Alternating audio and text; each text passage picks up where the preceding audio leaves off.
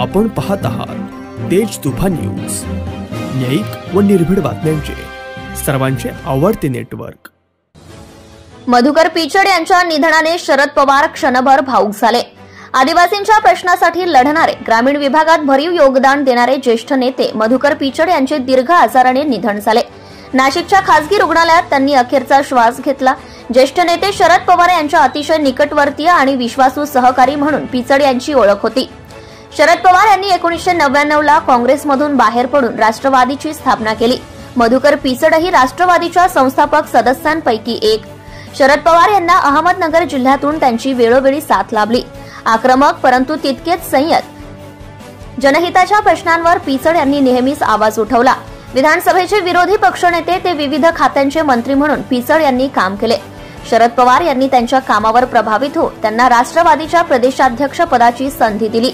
पिचड यांच्या जाण्यानंतर पवार अतिशय भावुक झाले। मधुकर पिचड हे आमच्या ज्येष्ठ सहकाऱ्यांपैकी एक। आदिवासी समाजासाठी त्यांनी आपले आयुष्य दिले।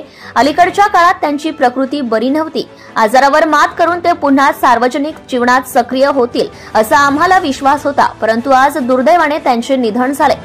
राष्ट्रवादी काँग्रेस पक्ष उभा करण्यासाठी ज्या लोकांनी प्रचंड कष्ट केले त्यांच्यामध्ये मधुकर रावांचा आवर्जून उल्लेख करावा लागेल। राष्ट्रवादीच्या स्थापनेनंतर त्यांच्याकडे पक्षाच्या अध्यक्षपदाची जबाबदारी होती, ती त्यांनी उत्तमरित्या सांभाळली। विरोधी पक्षनेते म्हणूनही त्यांनी आपल्या कामाचा ठसा उमटवला। ज्यावेळी सत्तेत गेले त्यावेळी आदिवासी समाजासह इतर मागास समाजांना न्याय देण्याची भूमिका त्यांनी घेतली। उत्तम काम करणारा सहकारी हरपल्याचं दुःख आहे अशा भावना शरद पवार यांनी व्यक्त केल्या। आपल्या राजकीय कारकिर्दीत आदिवासी समाजाचे स्थान आणि आवाज बळकट करण्यात त्यांची मोलाची साथ लाभली। त्यांची ही कारकीर्द नेहमीच स्मरणात राहील अशा भावना शरद पवार यांनी एक्स माध्यमावर पोस्ट करून व्यक्त केल्या आहे। पिचड यांच्या कुटुंबियांप्रती सहवेदना व्यक्त करून माझ्या सहकार्याला भावपूर्ण श्रद्धांजली अर्पण करतो असे पवार यांनी पोस्टमध्ये म्हटले। मुख्य संपादक अयूब शेख, तेज तुफान news channel, Mumbai. Subscribe now and press the bell icon. Never miss an update.